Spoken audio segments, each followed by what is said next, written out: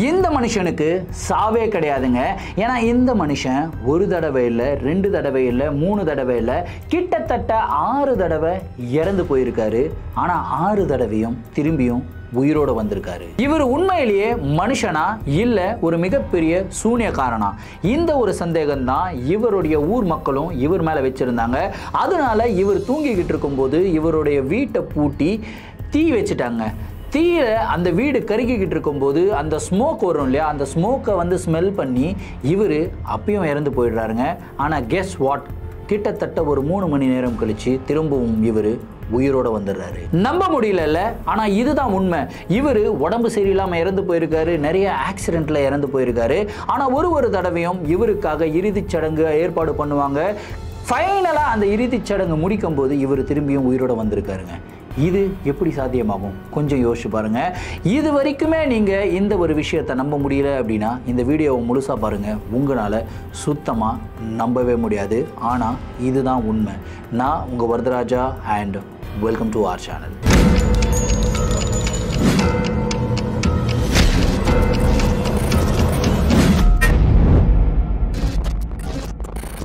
Ismail Azizi டான்சானியால உக்கலேவா அப்படின்னு சொல்லப்படுற ஒரு சின்ன கிராமத்தில் தாங்க வாழ்ந்து வராரு. இவருக்கு இப்போது 42 வயசு ஆகுதுங்க. இவர் பிறக்கிறதே ரொம்பவும் ஏழ்மையான குடும்பத்தில் தான் பிறக்கிறாரு. இவர் கூட நிறைய அண்ணன் தம்பி அக்கா தங்கச்சி எல்லாமே வந்து பிறக்கிறாங்க. ஸோ குடும்பமாக தான் இவங்க வாழ்ந்து வராங்க. அவங்க கல்யாணம் பண்ணிக்கிட்டு அவங்களுடைய குடும்பத்தோட செட்டில் ஆயிட்டாங்க. ஆனால் இவருக்கு கல்யாணமும் நடக்கலை, பிள்ளைகளும் கிடையாதுங்க. ஸோ சின்ன வயசுலேருந்தே வறுமை. இவருக்கு நிறைய டேலண்ட் ஆகணும், படிக்கணும் அப்படின்றது ஆசை. ஆனால் இவருடைய வறுமையின் காரணத்தினால இவங்களுடைய குடும்பத்தினால எஜுகேஷனுக்கு ஸ்பெண்ட் பண்ண முடியாதுங்க. ஸோ சின்ன வயசுலேருந்தே படிக்காமல் ரொம்பவும் ஏழ்மையான ஒரு வேலைகளை செஞ்சு தான் இவருடைய வயிற்று பொழப்பை நடத்திக்கிட்டு வராரு. இவருடைய வாழ்க்கை முழுவதும் ரொம்பவும் கஷ்டத்தை தாங்க சந்திச்சிருக்காரு. ஸோ இவருடைய கடவுள்கிட்ட வேண்டதே என்னன்னா, எனக்கு நிம்மதியான ஒரு சாவை கொடுப்பா அப்படின்னு சொல்லி தான் ஒரு தடவையும் வேண்டுவாராம். அப்படிதான் இவர் ஒரு கன்ஸ்ட்ரக்ஷன் கம்பெனியில் ஒர்க் பண்ணிக்கிட்டு இருக்கும்போது முதல் தடவையாக இவர் ஒரு மிகப்பெரிய ஆக்சிடென்ட்ல வந்து மாட்டிக்கிறாருங்க. ஆக்சிடென்ட்ல மாட்டி பயங்கரமான அடி. இவரை வந்து ஹாஸ்பிட்டலுக்கு தூக்கிட்டு போயிருக்காங்க. ட்ரீட்மெண்ட் வந்து கொடுத்துக்கிட்டு இருக்காங்க டாக்டர்ஸ். ஆனால் ட்ரீட்மெண்ட் பயன் இல்லாமல் இவர் வந்து இறந்து போறாருங்க. இவர் இறந்து போன உடனே இவருடைய உடலை அந்த ஹாஸ்பிட்டலில் இருக்கிற மார்ச்சுவரியில் வந்து வைக்கிறாங்க. இவருடைய அண்ணன் தம்பிங்களுக்கு தகவலும் சொல்லி விடுறாங்க. ஸோ எல்லாருமே பதறி போய் ஹாஸ்பிட்டலுக்கு ஓடி வராங்க. அவங்களுடைய ஹாஸ்பிட்டலை சுற்றி நிறைய கூட்டம். ஏன்னா இந்த அசீசி அப்படின்ற ஒரு நபர் ஏழ்மையாக இருக்கலாம், ஆனால் ரொம்பவும் பண்பான ஒரு நபர், எல்லாருக்கும் ஹெல்ப் பண்ணுற மாதிரி ஒரு பர்சன். ஸோ இப்படிப்பட்ட ஒரு நல்ல மனிதர் இறந்து போயிட்டாரே அப்படின்னு சொல்லி அந்த ஹாஸ்பிட்டலுக்கு வெளியே அவ்வளோ கூட்டமாக அண்ணன் தம்பி எல்லாருமே அழுதுகிட்டு ஹாஸ்பிட்டலுக்குள்ளே என்டர் ஆகும்போது அழுகையை நிறுத்திட்டு ஷாக்கில் பார்க்குறாங்க. ஏன்னா இறந்து போய் கிட்டத்தட்ட 3 மணி நேரமாக மார்ச்சுவரியில் படுத்துக்கிட்டு இருந்த அசீசி மார்ச்சுவரியிலிருந்து எழுந்துக்கிறாரு. எழுந்து பொறுமையாக வெளியே நடந்து வராருங்க. நடந்து வரும்போது அவருக்கு எந்த விதமான ஒரு சென்சஸுமே கிடையாது. ஒரு மாதிரி மயக்க நிலையில தான் வந்து நடந்து வந்துகிட்டு இருக்காரு. அவருடைய அண்ணன் தம்பியும் கூட பார்த்து இவரால் ரெகக்னைஸ் பண்ண முடியல. செம்மையாக தலைவலிக்குது. ஒரு 5 நிமிஷம் கழிச்சு தான் அவங்க அண்ணன் தம்பியை ரெகக்னைஸ் பண்ணியிருக்காருங்க. ஸோ வெளியே நின்றுக்கிட்டு இருந்த அண்ணன் தம்பிகளுக்கு ஒரு ஷாக் என்னன்னா, தம்பி உயிரோட வந்துட்டானே அப்படின்னு சொல்லி சந்தோஷப்படுறதா, இல்லை இறந்து போயிட்டானா, இல்லை இறந்து போய் திரும்பி எப்படி உயிரோட வந்திருக்க முடியும் அப்படின்ற ஒரு ஆச்சரியத்தோடு தான் அவரை வந்து பார்த்துக்கிட்டு இருக்காங்க. ஸோ இந்த ஒரு செயல்னால அங்கே கூடியிருந்த மக்கள் எல்லாருமே அசீசியை பார்த்து பயந்து ஓட ஆரம்பிக்கிறாங்க. எல்லாரும் என்ன ரியலைஸ் பண்ணுறாங்க அப்படின்னா, அசீசி இறந்து தான் போயிட்டாரு, ஆனால் இப்போ திரும்பி நடந்து வராரு அப்படின்னா வரது அசீசி கிடையாது, அசீசியோடைய பேய் தான் அப்படின்னு சொல்லி இவரை பார்த்து எல்லாருமே பயந்து ஓட ஆரம்பிக்கிறாங்க. ஆண்டவா, என்னடா இது எனக்கு வந்த சோதனை அப்படின்னு சொல்லி யோசிச்சுக்கிட்டு இருக்கும்போது இதுக்கப்புறம் தான் இவருக்கு சோதனையோடைய உச்சகட்டம் இருக்குது அப்படின்றது தெரியாமலே போயிடுச்சுங்க. அதுக்கப்புறம் அசீசி அவருடைய அன்றாட வேலையை வந்து தொடங்குறாரு. ஆனால் இங்கே தான் இன்னொரு சேலஞ்சை வந்து ஃபேஸ் பண்ணுறாருங்க. இவர் ஆல்ரெடி இறந்து போய் உயிரோட வந்ததுனால எல்லாருமே இவரை பார்த்து பயந்து ஒதுங்க ஆரம்பிக்கிறாங்க. இவருக்கு ரெகுலராக வேலை கொடுத்துக்கிட்டு இருந்த முதலாளிகள் கூட இவருக்கு வேலை கொடுக்க மறுத்துடுறாங்க. ஸோ பயத்தினாலேயே இவரை வந்து ஒதுக்கி வைக்கிறாங்க ஊர் மக்கள். ஸோ ஊருக்கு வெளியே தன்னந்தனியாக ஒரு சின்ன வீட்டில் வந்து அசீசி வாழ ஆரம்பிக்கிறாரு. ஸோ அண்ணன் தம்பிங்கெல்லாம் அடிக்கடி அப்பப்போ வந்து கொஞ்சம் கொஞ்சம் கொஞ்சம் ஹெல்ப் எல்லாமா பண்ணிக்கிட்டு இருந்திருக்காங்க. ஆனால் எவ்வளோ நாள் தான் அவங்களுமே வந்து ஹெல்ப் பண்ணுவாங்க? அவங்களுக்குமே குடும்பம் இருக்குது, அவங்களும் ஏழ்மையான ஒரு நிலையில தான் இருக்காங்க. ஸோ இந்த ஒரு கஷ்டத்தை புரிஞ்சுக்கிட்ட அசீசி அவங்க அண்ணன் தம்பிங்க கிட்ட சொல்லிடுறாரு, எனக்கு எந்த விதமான ஒரு உதவியும் செய்யாதீங்க, என்னால் என்ன பண்ண முடியுமோ அதை நான் பண்ணி நான் வந்து என்னுடைய வயிற்று பொழப்பை நடத்திக்கிறேன், நீங்கள் உங்களுடைய குடும்பத்தை பாருங்க அப்படின்னு சொல்லி யாருக்கிட்டையுமே பேசாமல் தன்னந்தனியாக தான் இவருடைய குடிசையில் வாழ்ந்துட்டு வந்திருக்காரு. இப்படியே பல வருடங்கள் நகர்ந்து போகுது. ரொம்பவும் ஏழ்மையான ஒரு நிலைமையில வாழ்ந்தனால பல நாட்கள் அசீசி பட்டினியா தூங்க வேண்டிய ஒரு நிலைமைங்க. இதுதான் லைஃப்ல இவருக்கு உச்சகட்ட பிரச்சனையா இருக்க போகுது அப்படின்னு சொல்லி நினைச்சுக்கிட்டு இருந்த அசீசிக்கு அப்போ இன்னொரு பிரச்சனை உருவாக ஆரம்பிச்சிருக்குங்க. அசீசி திடீர்னு ஒரு பயங்கரமான ஹெவி ஃபீவரில் அஃபெக்ட் பண்ணப்படுறாரு. அவர்னால எழுந்து நடக்க கூட முடியலைங்க. அந்த மாதிரி ஒரு ஃபீவர். இவர்கிட்ட இருக்கிற அந்த பட்டன் ஃபோனை வச்சு இவருடைய சிப்ளிங்ஸுக்கு வந்து கால் பண்ணுறாரு. அண்ணன் தம்பி எல்லாருமே ஓடி வராங்க. அதுக்கப்புறம் இவரை ஹாஸ்பிட்டலுக்கு கூட்டிகிட்டு போகிறாங்க. ஹாஸ்பிட்டலுக்கு கூட்டிகிட்டு போகும்போது இவருக்கு வந்து உடம்பெல்லாம் பயங்கரமாக ஷிவர் ஆகுது. இவர் ஏற்கனவே இறந்து போய் திரும்பியும் உயிரோடு வந்தார் இல்லையா, அதே ஹாஸ்பிட்டலுக்கு தான் திரும்பியும் கூட்டிட்டு போயிருக்காங்க. அதே டாக்டர்ஸ் தான் இவருக்கு ட்ரீட்மெண்ட்டும் கொடுக்குறாங்க. அவருக்கு என்ன பிரச்சனையா இருக்கும் அப்படின்னு சொல்லி பிளட் டெஸ்ட் எடுத்து பார்க்கும்போது அவருக்கு மலேரியா அப்படின்றத வந்து கண்டுபிடிக்கிறாங்க. மருந்து கொடுக்கலாம் அப்படின்னு சொல்லி போகும்போது அவருடைய உயிர் பிரிஞ்சு போயிட்டு இருக்குங்க. மலேரியாவில் அவர் இறந்துமே போயிடுறாரு. இறந்து போய் கிட்டத்தட்ட 4 மணி நேரத்துக்கு எந்த ஒரு டாக்டரும் இவர் பக்கத்திலேயே போகல. இவருடைய உடலை வந்து மார்ச்சுவரியில் வந்து வச்சிருக்காங்க. அண்ணன் தம்பி எல்லாருமே வெளியே தான் வெயிட் பண்ணிக்கிட்டு இருக்காங்க. ஹாஸ்பிட்டலுடைய கிளியரன்ஸுக்காக வெயிட் பண்ணிக்கிட்டு இருக்காங்க. அப்படி வெயிட் பண்ணிட்டு கிளியரன்ஸில் சைன் போட்டுட்டு இந்த பக்கம் திரும்பி பார்க்குறாங்க. திரும்பி பார்த்தா வாழ்க்கையில் 2வது தடவையாக ஷாக் ஆகுறாங்க.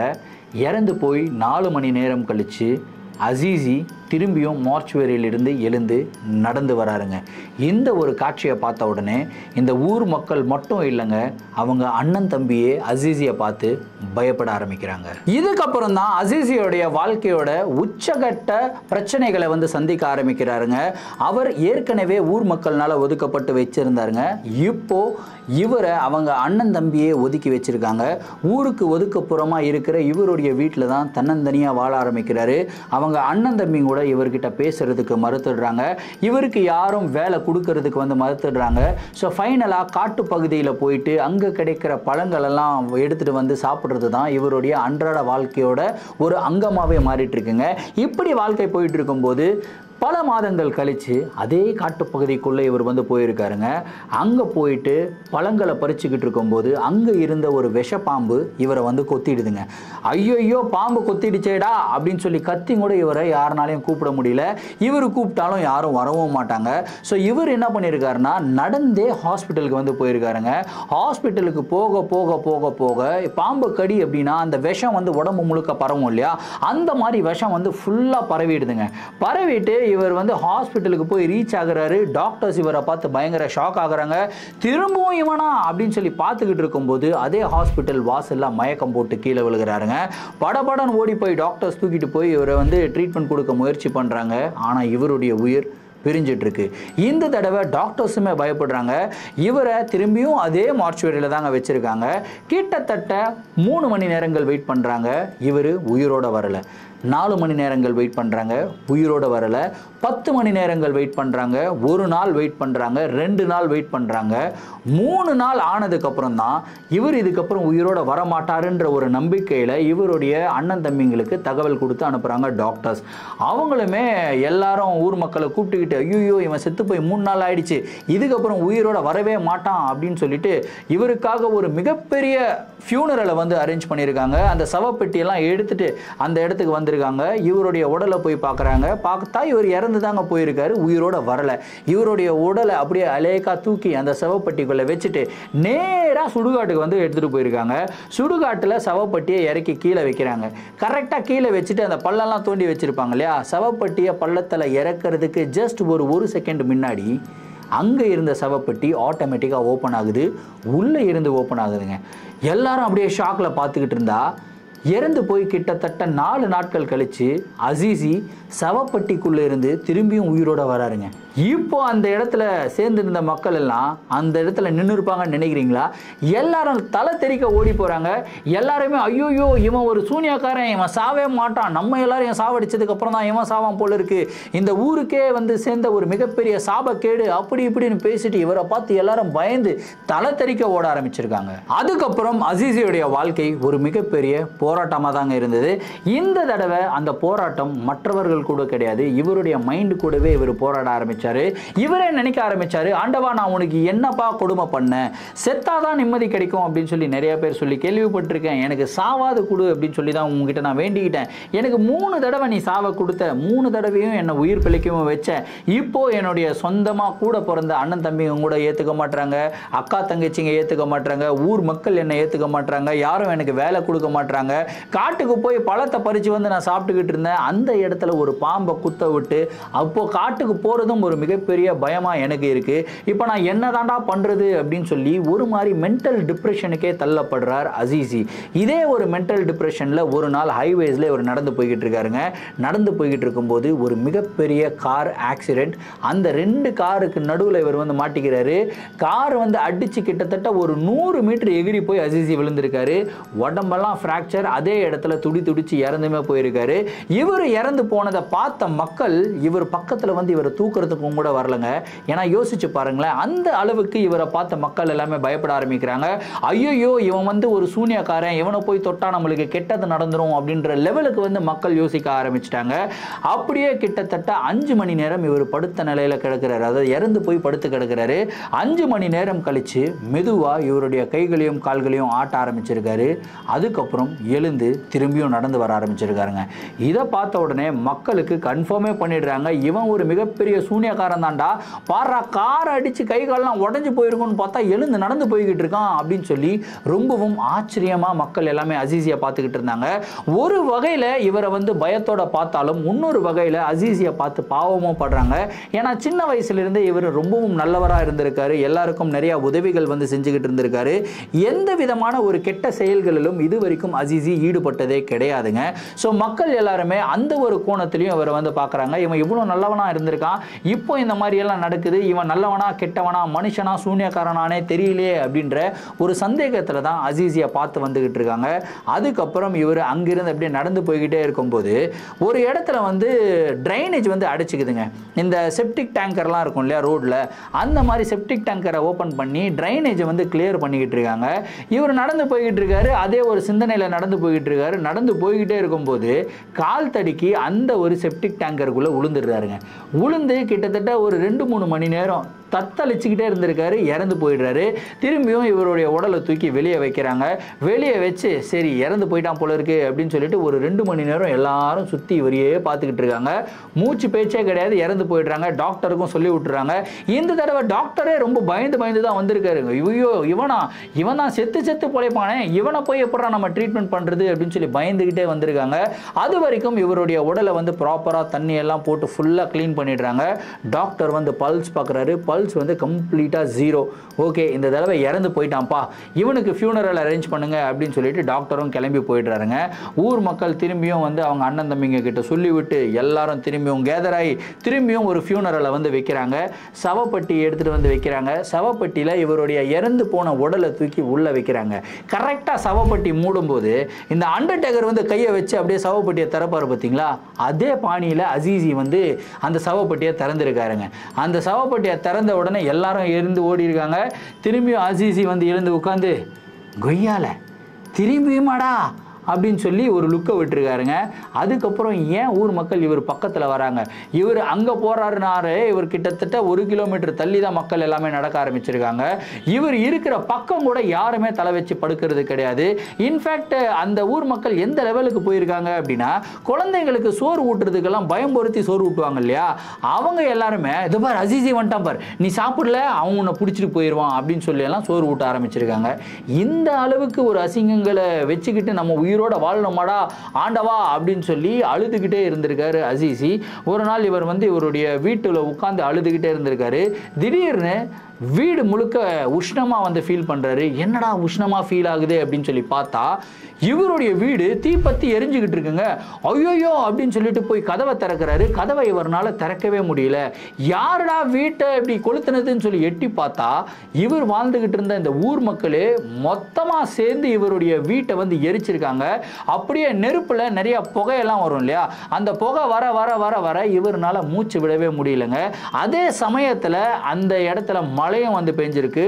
மழை பெஞ்சனால தீப்பத்தி எரிஞ்சுக்கிட்டு இருந்த வீடு வந்து தீயெல்லாம் அணைஞ்சிருச்சு. ஆனா அந்த ஸ்மோக் வந்து இருந்துகிட்டே இருந்திருக்கு. அந்த ஸ்மோக்கையே ரொம்ப நேரம் வந்து சுவாசிச்சனால இவர் வந்து உள்ளவே இறந்து போயிடுறாரு.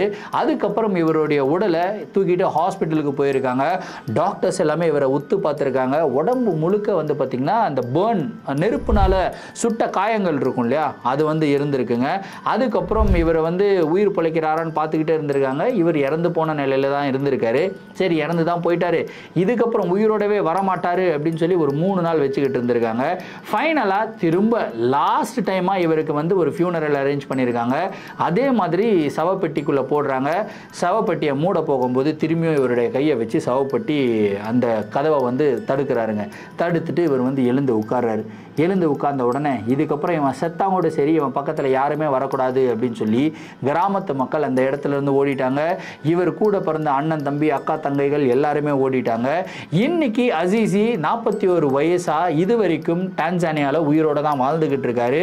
அவருடைய உடம்பு முழுக்க வந்து பார்த்தீங்கன்னா இந்த மாதிரி தீயினால் சுட்ட காயங்கள்லாம் இருக்குல்ல, அதெல்லாமே நிறையா இருக்குங்க. இது வரைக்குமே அவர் மிகவும் மன கஷ்டத்தோடு தான் வாழ்ந்துகிட்டு இருக்கிறதா வந்து சொல்லியிருக்காரு. இவருடைய கதை பிரபலமானதுக்கு அப்புறம் நிறைய பேர் இவரை போய் இன்டர்வியூ எடுத்திருக்காங்க. அவர் ஒரு மெசேஜ் வந்து சொல்லியிருக்காருங்க. வாழ்க்கையில் எல்லாருமே ஒரு விதமான ஒரு ஸ்ட்ரகிள்ஸில் தான் வாழ்ந்துக்கிட்டு இருக்கோம். ஒருத்தருக்கும் தனி விதமான ஒரு கஷ்டங்கள் இருக்கும். என்னுடைய கஷ்டம் உங்ககிட்ட சொன்னால் உங்களுக்கு புரியாது, உங்களுடைய கஷ்டம் என்கிட்ட சொன்னால் எனக்கு புரியாது. ஒருத்தரும் அவங்களுடைய கஷ்டங்களை பார்க்குறத விட்டுட்டு அவங்களுடைய சந்தோஷங்களை மட்டும் பார்க்க ஆரம்பிப்போம். எந்த ஒரு மனிதர்களையும் ஒதுக்கவே கூடாதுங்க. ஏன்னா அவங்க என்ன சுச்சுவேஷனில் இருக்காங்க அப்படின்றது நம்மளுக்கு தெரியவே தெரியாது இல்லையா. ஸோ எல்லாருமே என்ன ஒதுக்குறாங்க, நான் ரொம்பவும் மன வருத்தத்தோடு தான் இருக்கேன். ஆனால் உண்மையிலேயே நான் யார் அப்படின்றது அவங்க எல்லாருக்கும் நல்லா தெரியும். ரொம்பவும் கைண்டாக ஜென்டிலாக இருக்கிற மாதிரி ஒரு பர்சன். நான் யாருக்குமே எந்த ஒரு தீங்கும் நினைச்சதே கிடையாது. இந்த உலகத்தில் என்ன எப்படி படைச்சிட்டான் ஆண்டவன், அதுக்கு காரணம் நானும் கிடையாது. நானும் சாகணும் அப்படின்னு சொல்லி தான் நினைக்கிறேன். ஆனால் இது வரைக்கும் என்னால் செத்தும் திரும்பியும் செத்த மாதிரியே இருக்க முடியலைங்க. உயிரோட தான் வந்துடுறேன். அதுக்கு காரணம் நான் கிடையாது, என்னன்னு எனக்கு தெரியாது. ஏன்னா எங்கள் தாத்தாவே ஒரு தடவை செத்து போனதுக்கப்புறம் திரும்பியும் உயிரோட வந்திருக்காரு. ஸோ ப்ராபபிளி அவருடைய ஜீன்னால் நான் திரும்பியும் இதை மாதிரி இருக்கிறேன் அப்படின்னு சொல்லி அழுதுருக்காருங்க. அவர் கேட்டுக்கிட்ட ஒரே ஒரு மெசேஜ் மட்டும் எனக்கு பயங்கரமாக ஸ்ட்ரைக் அவுட் ஆச்சு. ஒருத்தங்க வந்து டிஃப்ரெண்ட்டாக இருக்காங்க அப்படின்றதுக்காக இந்த உலகம் வந்து அவங்கள ஒதுக்கி வைக்கும் இல்லையா, அந்த மாதிரி ஒதுக்கி வைக்கும்போது ஒரே ஒரு விஷயத்தை மட்டும் நம்ம யோசிக்கணும். நம்ம ஒரு பர்சனை ஒதுக்கி வைக்கிறோம் இல்லையா, அந்த ஒரு பர்சன் மாதிரி நம்ம இருந்து நம்மளை இதே மாதிரி யாராவது ஒதுக்கி வச்சாங்க அப்படின்னா அப்போ நம்மளால் தாங்க முடியுமா தாங்க முடியாதான்றதை மட்டும் கொஞ்சம் யோசிப்போம். இந்த உலகத்தில் எல்லார்கிட்டேயும் கைண்டாகவும் ஜென்டிலாகவும் நடந்துப்போம். எல்லாருக்கிட்டையும் அன்பாக வந்து நடந்துப்போம். இதுதான் என்னுடைய மெசேஜாக வந்து நான் எடுத்துக்கிறேன் இந்த ஒரு வீடியோவிலேருந்து. நீங்கள் இந்த வீடியோவிலேருந்து என்ன ஒரு மெசேஜ் எடுத்துக்கிறீங்க அப்படின்றத கமெண்ட்டில் சொல்லுங்கள். இதே மாதிரி பல இன்ட்ரெஸ்டிங்கான வீடியோஸ் உங்களுக்கு வேணும் அப்படின்னா இந்த வீடியோவுக்கு ஒரு 15,000 views and 3,000 likes and 150 comments வந்தால் போதுங்க. ஐ ஆம் வெரி ஹாப்பி. இதே மாதிரி ரொம்பவும் இன்ட்ரெஸ்டிங்கான வீடியோஸ் உங்களை தேடி அடிக்கடி வந்துக்கிட்டே இருக்கும். மீண்டும் அடுத்த ஒரு சுவாரஸ்யமான வீடியோவில் உங்களை வந்து சந்திக்கிறேன். Until then, it's me, Vardaraja, signing off. Thank you and bye.